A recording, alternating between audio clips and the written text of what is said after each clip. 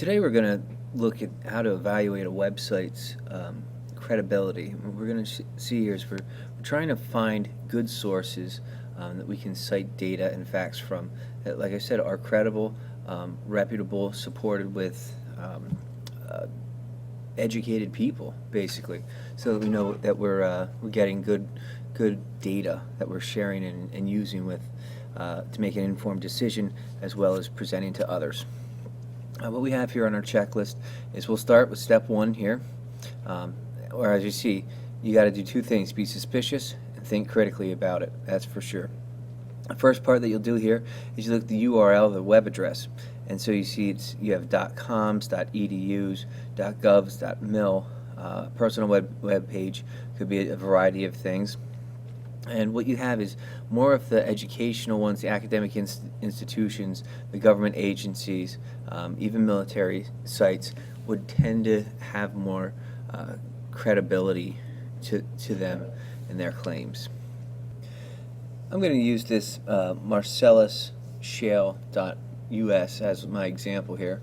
Overall, I think it's a fairly reputable website. I'll be right up front. It seems like it's biased against the Marcellus shale industry, which is someone's opinion. And so what I'm going to start by pointing out here is you look at it at the website, and it looks like it's a homegrown website, if you will. I mean, there's 5 icons on the top that have been kind of cut and pasted in, perhaps as the header. You have your links down the side. The first thing that really jumps out to me is this heading: the Welcome to MarcellusShale.us, the best visual Marcellus shale gas drilling information source with over 2,000 photos. The fact that they come right out and say the best visual, like, that's a bold statement right there. And if it really is the best visual one on the internet, they don't need to point that out. The website will explain that or point that out for you. In my initial evaluation, I see once again my links on the left-hand side here. It's got nice pictures. I mean, could be photoshopped, I guess, but why would they do that? I'm still skeptical. As you scroll down, you have a counter here, over 63,000 hits or visits to the website. So that does add to its credibility, since there have been a large number of visitors to the website and it's still up and running. If you notice here on the left, the links just keep on going and going and going and going and going. And then when you get all the way down to the bottom, my copyright of 2014 tells me at least it's up to date, within reason, and I like to see that. Next, what I'm going to look at here is who wrote this and how do I get in touch with them. Well, let's see here. I have home, contact. My contact information takes me to marcellus_shale@yahoo.com, a generic email. The generic email does not aid in the credibility building aspect of this website, because anyone can have a Yahoo account and build a website. Websites are free. Personally, I have 2 of them through Google, and anyone can do it. They're not filtered, not necessarily censored. You can post pictures on there, say whatever you want to, and that's what they looks like they're doing here. Now, as we scroll down over here, I'm going to look into some of these links here, and we'll go to Intro to Marcellus.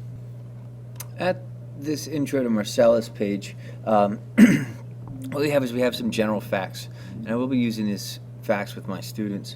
They give you the name of Marcellus, where it originates from, the 2 types of wells that we have, locations of it, the 2 types of gas that you have, of 2 types of natural gas that we're trying to recover, the natural gas monies, how the acreage is leased, royalties, so on and so forth. And some of these facts, for the most part, I would expect them to be fairly accurate, and if I didn't think they were going to be accurate, I wouldn't use them. From my knowledge, personally, I can tell that they are fairly accurate. The pictures are good. It gives you some general background information, and so from that part of it, I think that would be somewhat of a reputable source. Now, if I were to go back home here to the home page,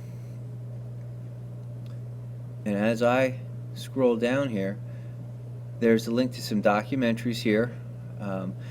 Like I said, this website is somewhat biased against the gas company. But as you go down here, we find Carol French. And Carol French is a personal account, and we can scroll down here, and we see Carol posing with a bottle of water. Carol is on YouTube, but that doesn't say much about Carol. Anyone can be on YouTube with an iPad and a YouTube account in a matter of minutes. Carol could be talking about something worthwhile. She might not be. I would take this with a grain of salt, because Carol doesn't disclose her source of water there. I mean, if she's really angry with the natural gas companies because they fired her, we'll say, she could just fill a jar of water and kerosene and say, "Look at lights, you know, and I got this out of my well." So you always got to be careful with that, with those types of sources that we have. Going back here to my website, it's just full of links, pretty much. Now, if we shift gears and look at a different website, one that is a little bit more reputable, in my opinion, this is all about Marcellus Shale. You see, it's exploreshale.org, so it's from an organization. It is in conjunction, produced by Penn State Public Broadcasting, and keep in mind that the bigger the reputation of someone or some company is, the more they have to lose, and so the more reputable they'll want their site to be and the information that they're passing on.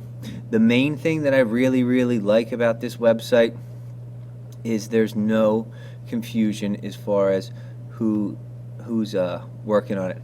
There's my organizations, a list of my team, my expert sources, all of which seem to be experts in their own given field, which is something that I like. I almost forgot about the worksheet here.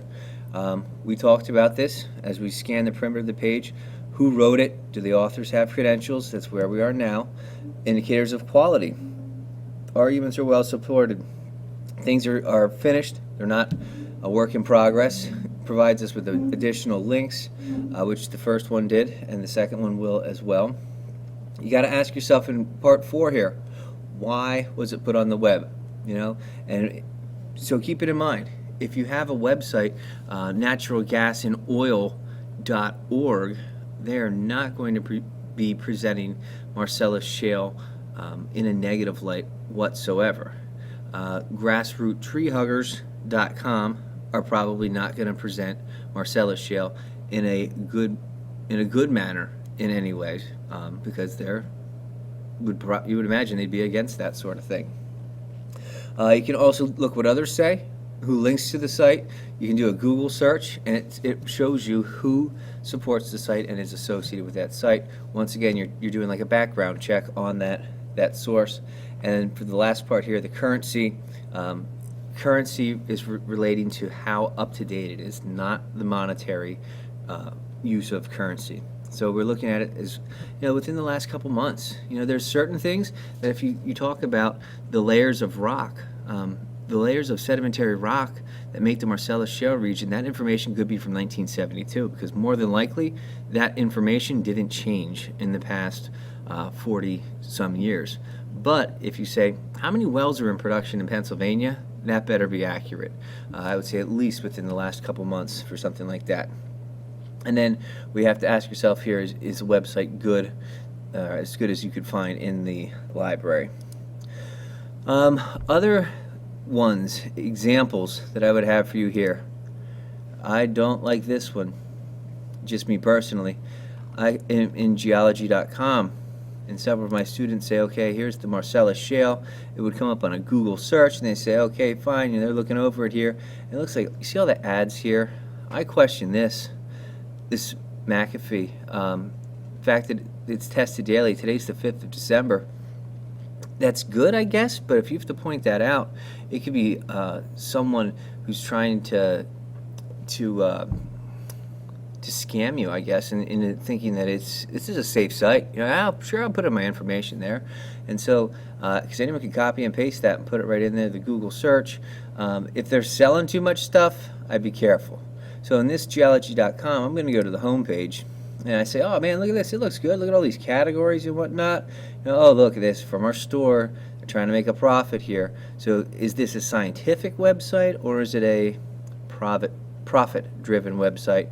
Well, I want to find out here. My contact information, it looks somewhat legitimate, you know.